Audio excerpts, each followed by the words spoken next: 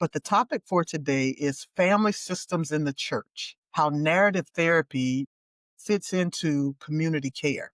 And for those of you who are like, I'm not quite sure what all that means, let's just try to break it down a little bit.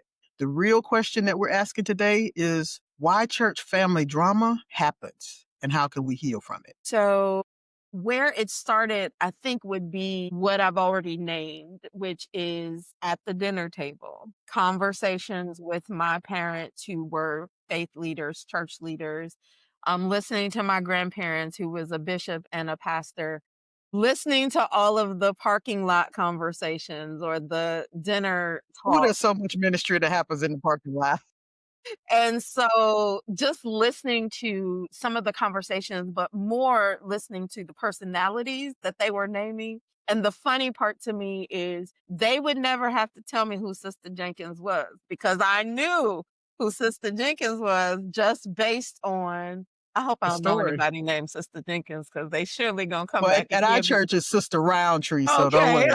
You can use Sister Roundtree. Okay, Sister Roundtree. If I didn't know who Sister Roundtree was, I knew who she was based on how they described her. So I think it's really important if you know anything about family dynamics, and most of us know it kind of peripherally so, right? Like we'll say, oh, that's the family scapegoat, or she's the one in the family that everybody goes to, or the hero, Strong or one. yeah, the strong one, the one who never cries, the one who gives all the great advice. And so the more I started listening to those conversations, the more I was like, there is something here about how we function around this Thanksgiving table and how the folks at the church house, how they function around the pulpit or in the Sunday school classroom. And so just seeing that there was definite synergy between those two things when I went back to get my graduate or do my graduate work in counseling, when they asked the question, what do you want to study more of? I said, oh, I definitely want to study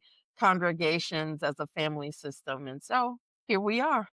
You know, and as I said, we're kindred spirit in so many ways. A part of my work was in identity formation and understanding spiritual identity development, but it was through the lens of kind of family systems. So a guy that's on Instagram, and he's a pastor, and his clip today, and of course there was a lot of vitriol in the comment section, but he said if you want to understand whether you're in a spiritually abusive system, tell them you need a break, you need a sabbatical.